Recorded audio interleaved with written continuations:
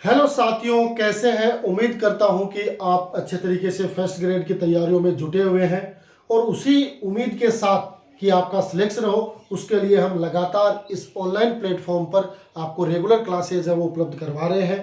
तो इसलिए जो भी साथी हमारे साथ पहली बार जुड़े हैं वो एक बार चैनल को सब्सक्राइब कर लें और साथ में आज के इस सेशन को शेयर कर दें, ताकि और भी कॉमर्स से रिलेटेड जो भी साथी फर्स्ट ग्रेड पेपर सेकंड की तैयारी कर रहे हैं उन सब के लिए आज का सेशन है वो खास और इन्फॉर्मेटिव हो सके। आज के इस सेशन में बात करेंगे हम अंकेक्षण के जो महत्वपूर्ण क्वेश्चन है जो आपके एग्जाम में आ सकते हैं या पहले के एग्जाम में आए हुए हैं, उन पे अपन डिटेल से आज के सेशन को चर्चा करते हुए आगे बढ़ाएंगे। इसलिए अपने को प्रयास ये करना है कि हमारे पास जो अब सबसे कम समय बच गया है उसका अधिकतम उपयोग करते हुए अपने आप फाइनल सिलेक्शन है वो सुनिश्चित करना है। और अब आपको सिर्फ और सिर्फ दो ही काम करने हैं कि भाई एक तो आपका जो रिवीजन है वो आपका होना चाहिए, इसके अलावा कोई एमसीक्यू सीरीज है, कोई आपके पास मॉडल पेपर है तो वो आप पढ़ के फटाफट, है ना। तो ये दो चीज़ आपको जरूर करनी है। और इस समय अपने को ये नहीं सोचना है कि मेरे को 4 घंटे सोना है या 10 घंटे सोना है। जितना आप पढ़ सकते हो उतना आपका मन प्रसन्न रखते हुए पढ़ना है, प्रेशर से भी नहीं पढ़ना है। मन कि भाई यस ये काम मैं कर सकता हूँ, इस बार मुझे गजेटेड ऑफिसर बनना है, इस टारगेट के साथ अपने को काम करना है तो निश्चित रूप से अपने को सफलता मिलेगी। तो आज के सेशन को स्टार्ट करेंगे कुछ महत्वपूर्ण क्वेश्चनों के साथ जो आपके एग्जाम के लिए बड़े ही फायदेमंद होंगे। तो देखो आपके सामने पहला क्वेश्चन आ रहा है, ये बताओ, देखिए इसका आंसर कौन देगा।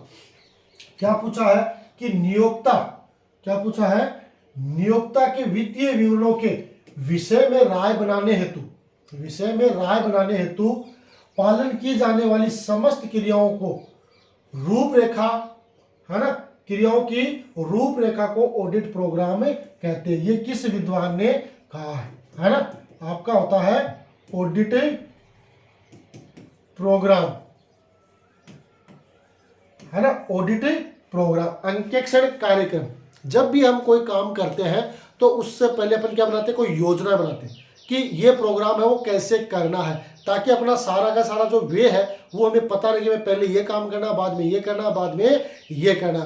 तो उसी तरीके से एक ऑडिट प्रोग्राम है वो बनाया जाता है। और ऑडिट प्रोग्राम्स का फायदा क्या होता है कि सारा काम है वो सिस्टमेटिक ढंग से चलता है, उसमें किसी प्रकार का कोई परिवर्तन करने की आवश्यकता नहीं है ना। तो ये परिभाषा किसने दी है कि नियोक्ता के वित्तीय विवरणों के विषय में राय बनाने हेतु पालन की जाने वाली समस्त क्रियाओं की जो रूपरेखा उसको ऑडिट प्रोग्राम कहते हैं।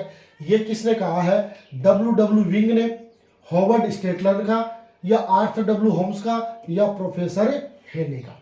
बताओ देखिए ये किसने कहा है ना। ऑडिट प्रोग्राम की ये परिभाषा दी है और ये परिभाषा किसने दी है, आपके विद्वान हॉवर्ड स्टेटलर ने दी है। किसने दी है, हॉवर्ड स्टेटलर ने ये परिभाषा दी है। किसने दी है, हॉवर्ड स्टेटलर ने। ठीक है, ये परिभाषा होगी। बढ़े आगे, अगला क्वेश्चन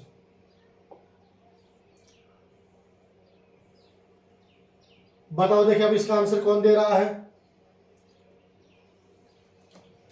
कि कार्य करने की एक संपूर्ण विधि और क्रमबद्ध योजना, है ना, कार्य करने की एक संपूर्ण विधि भी है और क्रमबद्ध योजना भी है जिसके अनुसार अंकेक्षक अपने कार्य को संपादित करता है, कहलाती है ऑडिट प्रोग्राम। आंतरिक निरीक्षण, आंतरिक नियंत्रण और आंतरिक अंकेक्षण। बताओ देखिए, है ना, कार्य करने की एक संपूर्ण विधि और क्रमबद्ध योजना जिसके अनुसार अंकेक्षक अपने कार्य को संपादित करता है, यह कहलाता है आपका ऑडिट प्रोग्राम होगा, या आंतरिक निरीक्षण होगा, या आंतरिक नियंत्रण होगा, या आंतरिक अंकेक्षण होगा, है ना। तो देखो कार्य करने की, तो यह पता चल गया कि भाई क्रमबद्ध और संपूर्ण विधि होगी, वो होगा आपका ऑडिट प्रोग्राम। कौन सा होगा, ऑडिट प्रोग्राम, है ना। आंतरिक निरीक्षण क्या होगा कि कंपनी के जो कर्मचारी हैं, जो अधिकारी हैं, उनके द्वारा निरीक्षण किया जाएगा। आंतरिक नियंत्रण भी कंपनी के अधिकारियों और कर्मचारियों द्वारा कंट्रोलिंग की जाएगी। आंतरिक अंकेक्षण कंपनी के जो अकाउंटेंट है, सीनियर अकाउंटेंट है, वो जूनियर अकाउंटेंट के किए गए काम की ऑडिटिंग करते हैं, ये आंतरिक अंकेक्षण होता है। तो इसमें पूछा संपूर्ण विधि और क्रमबद्ध योजना है वो आपका ऑडिट प्रोग्राम है, वो कहलाती है। ठीक है, क्या कहलाती है? Audit programme. बढ़े आगे, अगला क्वेश्चन बताओ। देखिए, जो आपकी परीक्षण जांच है, परीक्षण जांच, परीक्षण जांच कम कर देती है क्या? अंकेक्षण का कार्य, अंकेक्षण का दायित्व, अंकेक्षण का कार्य एवं दायित्व उपयुक्त में से कोई नहीं। परीक्षण जांच है वो क्या कम कर देती है। किसे कम? भाई दायित्व भी कम नहीं होते, है ना, दायित्व भी कम नहीं होते, है ना, और इसमें दायित्व आ गया तो ये भी नहीं है, तो अंकेक्षण का कार्य है वो कम कर देते है ना। क्यों? क्योंकि इसमें परीक्षण में क्या होता है, हजारों जो डाटा है उनमें से कुछ रैंडमली डाटा है ना, सिंपल टेस्ट के आधार पर उनका परीक्षण है वो किया जाता है ना। तो उसमें परीक्षण जांच वो क्या कम कर देगी? अंकेक्षण का कार्य है वो कम कर देती है। ठीक है, अंकेक्षण का कार्य है वो कम कर देती है। कौन? परीक्षण जांच। तो इसका आंसर क्या हो जाएगा? ए है वो इसका सही आंसर होगा। ठीक है, ए इज द राइट आंसर। बढ़े आगे,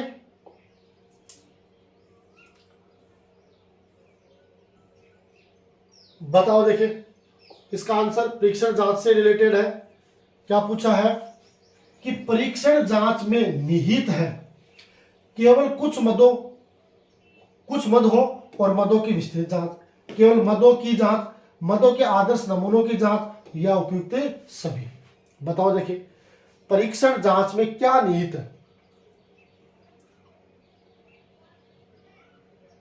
है ना, ये दोनों ऑप्शन कंफ्यूज कर रहे हैं कि केवल कुछ मदों और मदों की विस्तृत जांच, और ये क्या? मदों के आदर्श नमूनों की जांच, है ना। तो इसका सुटेबल आंसर होगा आपका सी। जो आपकी मद है उनमें क्या होगी? जो आइडियल आपकी मद है उनकी क्या होगी? आदर्श जांच होगी।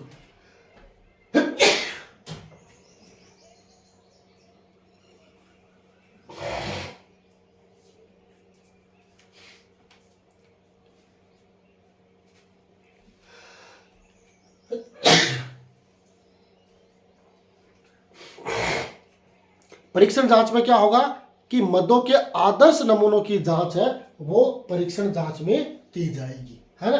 परीक्षण जांच को वैसे तो आपने जान ही गए कि परीक्षण जांच होती क्या है, कि परीक्षण जांच में क्या होता है कि बहुत सारे डाटाओं को इकट्ठा किया जाता है और उनमें से कुछ डाटा है उनको सेलेक्ट करके रेंडमली उनकी जांच की जाती है, जिसमें समय, धन और श्रम की बचत होती है और अन्य कार्य में आप व्यस्त हो सकते हो। ठीक है, अगला क्वेश्चन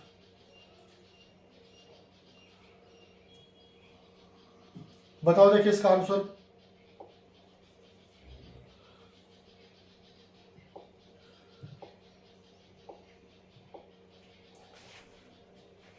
लेखा पुस्तकों की नित्य प्रति जांच कहलाती है ना। रोजिना, नित्य प्रति का मतलब रोजिना जो जांच होती है वो क्या कहलाती है? परीक्षण जांच, गहन जांच, नैतिक जांच, इनमें से कोई नहीं। सारी जांच के बारे में आप जांच लिए होंगे। परीक्षण जांच रेंडमली होती है, गहन जांच है ना विस्तृत जांच होती है, नैतिक जांच रूटीन चेक यानी प्रत्येक दिन की जांच है वो आपकी नैतिक जांच में होती है। तो क्या पूछा? नित्य प्रति जांच, है ना। नित्य प्रति जांच यानी रोजाना जो जांच होती है, खातों की जांच की जाती है, वो आपकी रूटीन चेक होता है ना, नैतिक जांच होती है। तो इसका आंसर क्या होगा? सी इसका आंसर हो जाएगा। ठीक है, क्या हो जाएगा? सी इसका आंसर हो जाएगा। ओके, बढ़े आगे।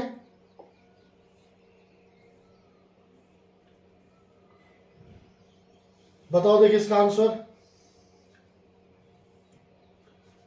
क्या पूछा है कि नैतिक जांच के अंतर्गत कौन सा कार्य आता है ना। रूटीन चेक के अंतर्गत कौन सा कार्य आता है, यानी रूटीन चेक में अपन जांच किन चीजों की करेंगे?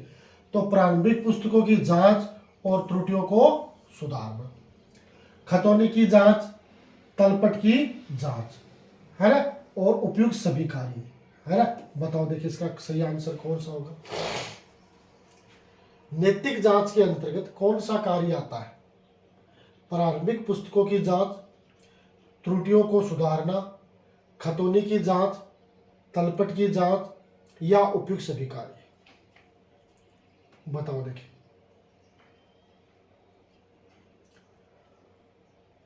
नैतिक जांच के रूटीन चेक के अंतर्गत पूछ रहा है ना। तो इसमें कौन से काम आते हैं? प्रारंभिक पुस्तकों की जांच आती है, त्रुटियों की जांच ये भी आती है, खतौनी की भी जांच आती है, तलपट की जांच आती है। इसलिए उपयुक्त सभी इसका आंसर हो जाएगा। क्या होगा? डी है वो इसका सही आंसर होगा कि नैतिक जांच के अंतर्गत ये सारे काम है वो शामिल किए जाते हैं। प्रारंभिक पुस्तकों की जांच और त्रुटियों को सुधारना, खतौनी की जांच, तलपट की जांच, ये सारे काम है वो रूटीन चेक के अंतर्गत किए जाते हैं। ओके, बढ़े आगे। अगला क्वेश्चन,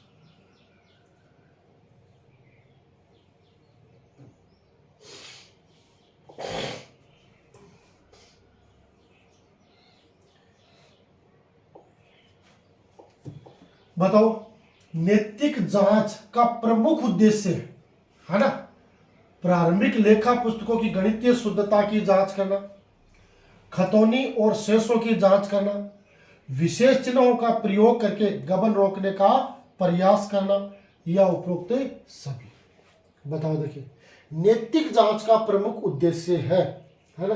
देखो, प्रारंभिक लेखा पुस्तकों की गणितीय शुद्धता की जांच करना ये भी है ना।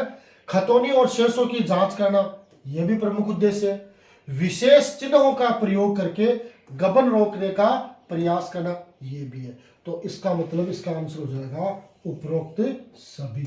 डी है वो इसका सही आंसर है, हो जाएगा। नैतिक जांच का प्रमुख उद्देश्य होगा प्रारंभिक लेखा पुस्तकों की गणितीय शुद्धता की जांच करना, खतौनी व शेषों की जांच करना, विशेष चिन्हों का प्रयोग करके गबन को रोकने का प्रयास करना, और उपरोक्त सभी। ठीक है, उपरोक्त सभी।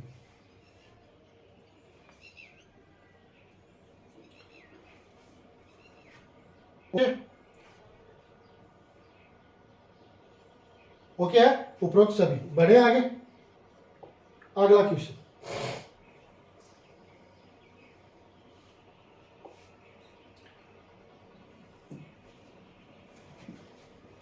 निम्न में से किसके भौतिक सत्यापन कोई आवश्यकता नहीं होती है ना।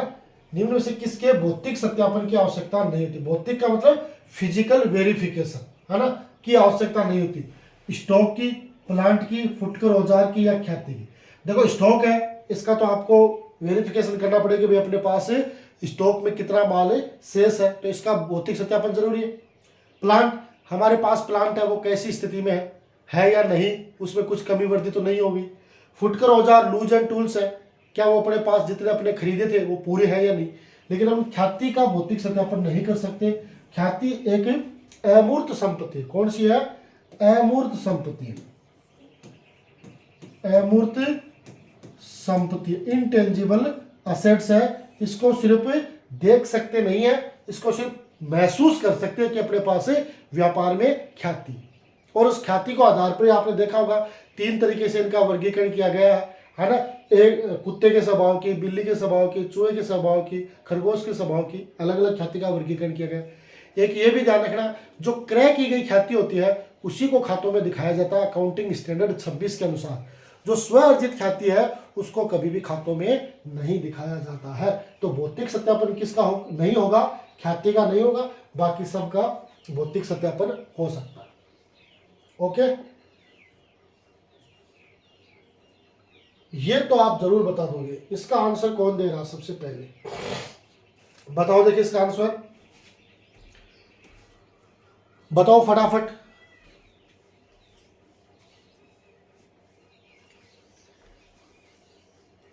बताओ इसका आंसर क्या होगा? एक लिखित योजना जिसमें किसी अंकेक्षर से संबंधित विस्तृत विवरण होता है। क्या पूछा है? एक लिखित योजना जिसमें किसी अंकेक्षण से संबंधित विस्तृत विवरण रहता है कहलाता है अंकेक्षण कार्यक्रम, अंकेक्षण स्मरण पत्र, अंकेक्षण पुस्तिका, या इनमें से कोई नहीं। बताओ, देखिए एक लिखित योजना जिसमें किसी अंकेक्षण से संबंधित विस्तृत विवरण होता है वो कहलाता है ना। तो उसमें अंकेक्षण से संबंधित जो विस्तृत विवरण होता है तो वो होता है आपका ऑडिट प्रोग्राम। क्या होता है? ऑडिट प्रोग्राम, अंकेक्षण कार्यक्रम। ठीक है, क्या होता है? अंकेक्षण कार्यक्रम, एक लिखित योजना जिसमें किसी अंकेक्षण से संबंधित विस्तृत विवरण रहता है, वह कहलाता है अंकेक्षण कार्यक्रम। क्या कहलाता है? अंकेक्षण कार्यक्रम, ऑडिट प्रोग्राम। ठीक है, तो ये अपने को ध्यान में रखना। बढ़े आगे।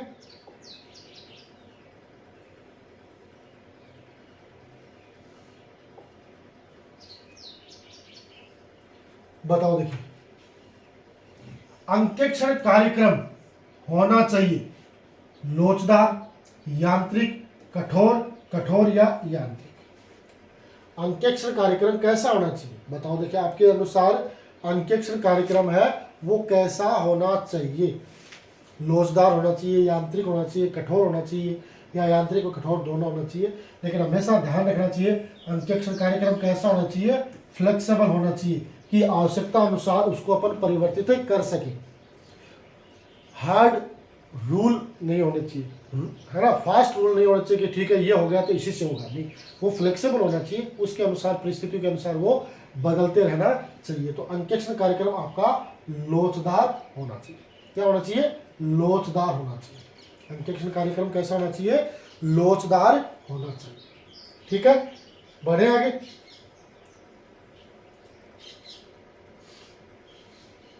बताओ, देखिए इसका आंसर, खातों का अंकेक्षण करने के लिए निम्न में से कौन सा उपयोगी है? नैतिक जांच, अंकेक्षण कार्यक्रम, प्रमाणन, या इनमें से कोई नहीं। खातों का अंकेक्षण करने के लिए कौन सा सबसे ज्यादा उपयोगी है, ये आपको बताना है ना।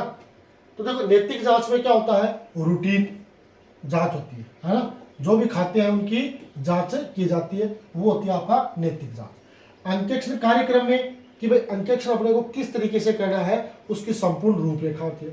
प्रमाणन है, वो वाउचर होते हैं जो किसी भी सौदे को क्या करते हैं? प्रमाणित करते हैं कि हमने इससे इतना माल खरीदा है, इसको इतना बेचा है, वाउचर का काम करते हैं।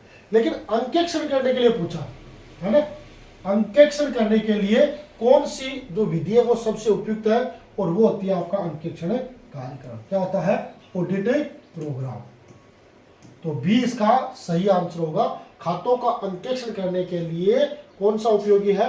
अंकेक्षण कार्यक्रम है, वो बहुत ही उपयोगी है। क्योंकि अंकेक्षण कार्यक्रम एक रूपरेखा है कि एक संस्था का निरीक्षण है या ऑडिटिंग है वो कैसे की जानी है ना। उसके लिए पहले से ही वो रूपरेखाएं तैयार कर लेते हैं कि भाई पहले इन खातों की जांच करेंगे, इन खातों की गहनता से जांच होगी, इन खातों की नॉर्मल जांच होगी, है ना। उनको कौन कौन सी ऐसी चीज़ें चाहिए, वस्तुएं चाहिए जिसके आधार पर उनका अंकेक्षण करवाया जाता है। कल किन का अंकेक्षण होगा, ये नहीं कि भाई कल बताया किसी दूसरी बुक्स का अंकेक्षण होगा, फिर करने लग जाए दूसरी का बुक अंकेक्षण, तो वहाँ पर गड़बड़ी हो सकती है। तो ऑडिट प्रोग्राम अगर पहले से तैयार कर लिया जाता है तो वहाँ पर अनावश्यक कार्यभार भी नहीं बढ़ता और काम है वो आसानी से भी हो जाता है। तो खातों का अंकेक्षण करने के लिए अंकेक्षण कार्यक्रम है वो बहुत ही उपयोगी है। ठीक है, बढ़े आगे। अगला क्वेश्चन,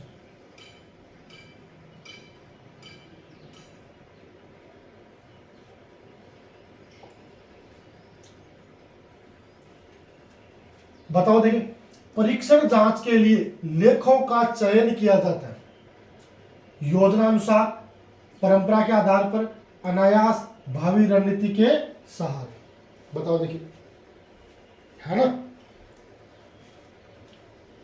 परीक्षण जांच के लिए लेखों का चयन करने का आधार क्या होगा कि अपन ने ये तो निर्धारित कर लिया कि हमें इस तरीके से अंकेक्षण करना है, परीक्षण जांच करके अपने को अंकेक्षण करना है। पर उनमें जो खाते सेलेक्ट करते हैं तो क्या वो ऐसे ही चयन कर लेते हैं कि भाई ठीक है अपन ने हाथ डाला, जो खाते आ गए उनका अपन क्या कर लेते हैं? परीक्षण कर लेते हैं। नहीं, उनके लिए क्या बनाई जाती है? योजनाएं बनाई जाती है, जहां पर ज़्यादा संभावना होती है कि यहाँ पर आपको नुकसान होने की या गबन होने की, कपट होने की, यहाँ पर ज़्यादा संभावना है, उनकी जांच है वो की जाती है। तो उसके लिए पहले से क्या किया जाता है? एक योजनाएं है वो तैयार की जाती है। एक योजना तैयार की जाएगी और उसके अनुसार ही क्या किया जाएगा? परीक्षण किया जाएगा। तो इसका आंसर क्या होगा? योजना के अनुसार, है ना। तो ये इसका सही आंसर हो जाएगा। परीक्षण जांच के लिए लेखों का चयन किया जाता है योजना के अनुसार, ठीक है, अनायास नहीं किया जाता है, योजना के अनुसार किया जाता है, ठीक है। बढ़े आगे।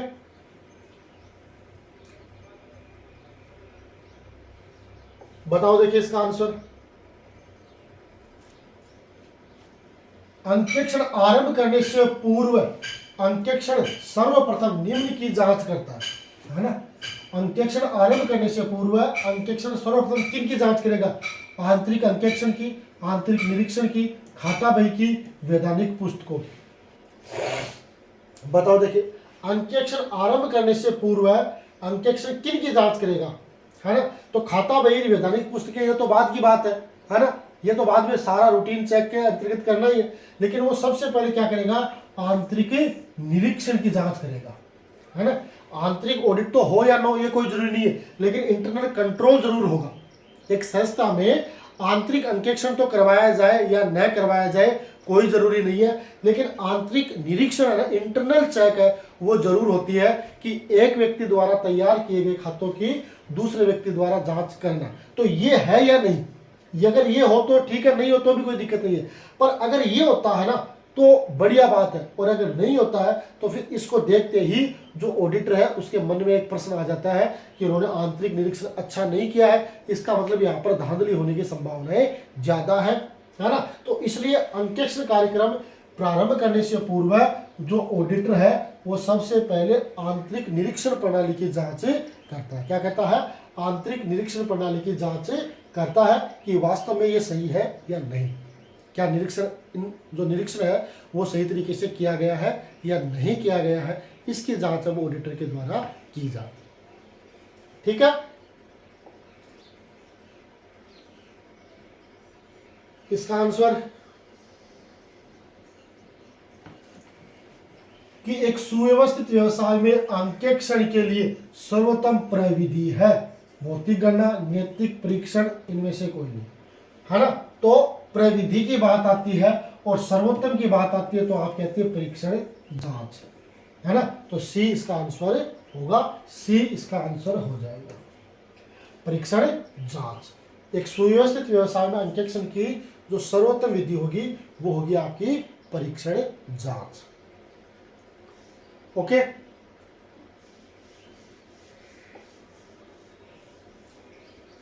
अगला क्वेश्चन बताओ, देखिए इसका आंसर,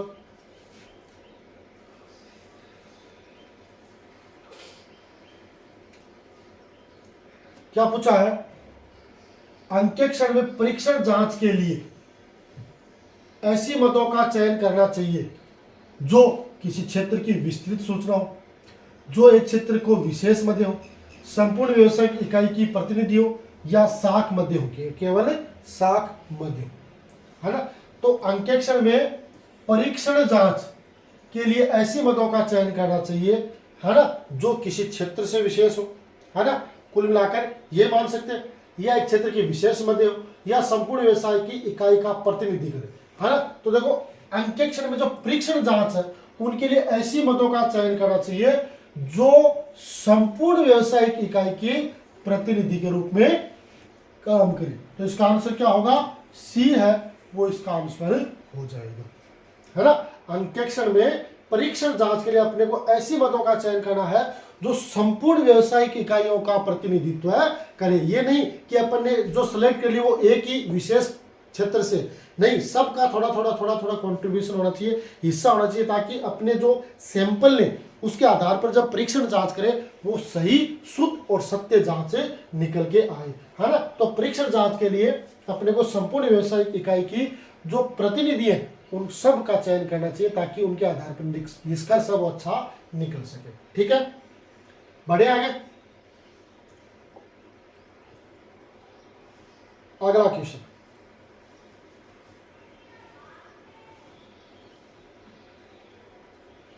ये थोड़ा सा टाइपिंग मिस्टेक हो गई, पेज को कन्वर्ट नहीं किया, फिर भी देखते हैं, है ना। परीक्षण जांच के कारण तीसरे पक्षकार को हानि होने पर कौन जिम्मेदार होगा? अंकेक्षक उत्तरदायी होगा, अंकेक्षक उत्तरदायी नहीं होगा, लेखापाल उत्तरदायी होगा, या स्वामी उत्तरदायी होगा? बताओ देखिए इसका सही है ना। परीक्षण जांच पर अगर तीसरे पक्षकार को हानि होती है तो वहां पर अंकेक्षक है वो उत्तरदायी होगा, है ना। कौन होगा? अंकेक्षक है वो उत्तरदायी होगा परीक्षण जांच में अगर तीसरे पक्षकार को हानि होती है तो। ठीक है, तो इसका आंसर क्या हो जाएगा? ए इसका आंसर हो जाएगा।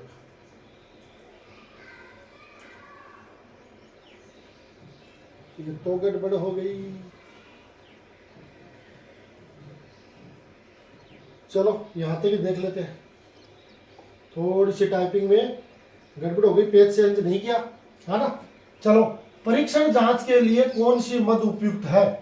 आवर्तिक प्रकृति के लेन देन, बैंक समाधान विवरण, चिट्ठा मदे, ऐसे लेन देन जिनकी संख्या कम हो, है ना।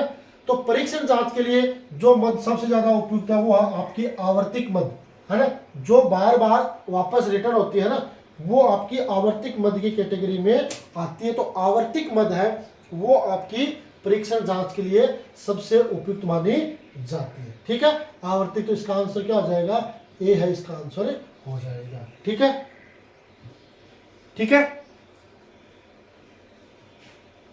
तो बताओ आज का सेशन आपको कैसा लगा, जरूर कमेंट करके बताएं, क्योंकि ये सारी चीज़ है वो आपके लिए ही लेके आ रहे हैं। मेरे पास तो है ही, मैं तो चाहूँ तो खुद पढ़ सकता हूँ, पढ़ा भी है, लेकिन ये सारी चीज़ जो मेरे पास भंडार के रूप में है वो आपको सर्कुलेट की जा रही है ताकि आप घर बैठे अच्छी तैयारी कर सकें।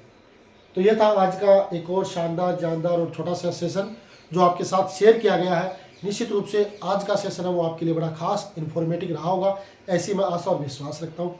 अगर आपको भी ऐसा लगता है तो ज़रूर आज के सेशन को लाइक करें, चैनल को सब्सक्राइब करें और साथ में सेशन को शेयर करें और विद्यार्थी भी हमारे साथ जुड़ें। और इस अंतिम समय की जो आपको चेतावनी मिल चुकी है, जो आरपीएससी उन्होंने दे दी है कि एग्ज़ाम है वो निर्धारित समय पे होगी, तो उसी के अनुसार तैयारियों में जुटे रहें। किसी भी प्रकार की अनावश्यक बातों पर ध्यान न देते हुए अपने टारगेट को अचीव करें।